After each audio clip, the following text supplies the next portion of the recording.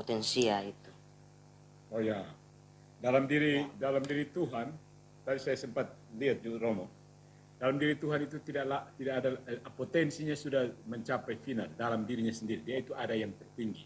Kita semua dalam tingkatan. Jadi dalam ordo keberadaan, tingkat keberadaan itu Tuhan yang paling tinggi. Itu tidak ada lagi potensi, ada yang murni. Kemudian dari situ turun di bawah levelnya itu ada para malaikat. Ya, itu yang dalam bahasa Thomas Aquinas di Summa Theologi dia bilang Allah itu actus purus atau malaikat dan iblis juga turun. Ya, di bawah tumbuhan ada benda mati. Nah, ini semua punya actus dan potensi. Itu prinsip dari Aristotelian, hilemorfisme. Actus artinya kondisi aktual sekarang. Potensi itu artinya kemampuan untuk berubah. Kemampuan untuk berubah kemana. Misalnya pohon, sebatang pohon ini punya aktus untuk menjadi kayu, punya potensi untuk jadi kayu bakar atau kursi atau apa, meja atau papan rumah, begitu. Itu potensinya. Nanti kemudian dia jadi potensi itu mungkin kemudian hancur, lalu dibakar, lalu jadi abu. Jadi dia dalam potensi, bergerak terus, aktus menuju potensi. Nah, dalam diri Tuhan, aktus itu sudah semua potensi tidak ada lagi karena sudah teraktualisasi. Dia itu aktus murni, ya. Di mana esensinya sama dan kembali ke tadi minta untuk bahasa manusia ya. Jadi Tuhan itu sudah sempurna, dia tidak kurang dan dia tidak kurang sehingga dia cari pemenuhan atau dia tidak perlu berkembang lagi karena sudah penuh. Ya, sudah penuh. Sementara kita yang lain belum penuh, selalu mau tambah terus. Tambah tetap kurang, tambah tetap kurang, tambah tetap kurang. Gaji naik, gaji 13 tetap kurang. Tahun depan gaji naik tetap kurang. Tahun naik tetap kurang. Gitu. Sampai kepenuhannya ada pada Tuhan sendiri. Jadi Tuhan itu penuh. Itu aktus dan potensi. Tidak ada potensi lagi.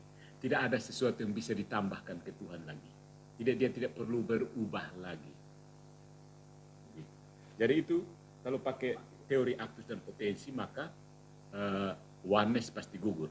Karena Tuhan dari Bapa berubah menjadi anak lalu berubah menjadi Roh Kudus. Berarti Tuhan bisa berubah. Kalau bisa berubah berarti dia bukan aktus murni. Kalau dia bukan aktus murni berarti bukan Tuhan, itu hanya Superman doang, hanya manusia yang lebih besar saja. Karena saya ingat di dalam Summa Theologi itu Thomas Aquinas tulis bilang di dalam Allah itu tidak ada komposisi, tidak ada perubahan, tidak ada kemungkinan karena Allah itu adalah kesempurnaan itu sendiri. Baik, terima kasih Romo Patris dan Romo Gray. Saya ingin menambahkan apa yang dikatakan oleh Romo Patris Allegro dan Romo Gray dalam kaitannya dengan Summa Theologi dari Santo Thomas Aquinas. Dalam Summa Theologinya Santo Thomas Aquinas, actus purus ini sebenarnya hanya dimiliki oleh Allah sendiri. Dalam dirinya tidak ada potensi apapun untuk berubah, karena pada Allah adalah ada yang sempurna. Allah sebagai sumber kesempurnaan. Dalam kaitannya dengan oneness, Allah memiliki potensi. Ini yang salah. Allah memiliki potensi. Allah menjadi putra, lalu kemudian menjadi Roh Kudus. Allah seperti ini yang memiliki potensi perubahan sesungguhnya bukan Allah, karena Allah adalah actus purus tanpa potensi apapun untuk berubah menjadi siapa dan apa. Allah itu adalah actus purus, kesempurnaan mutlak.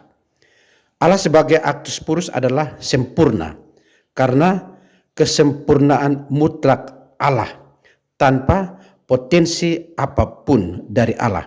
Jadi jika Allah memiliki potensi, maka sesungguhnya oneness itu sesat, titik.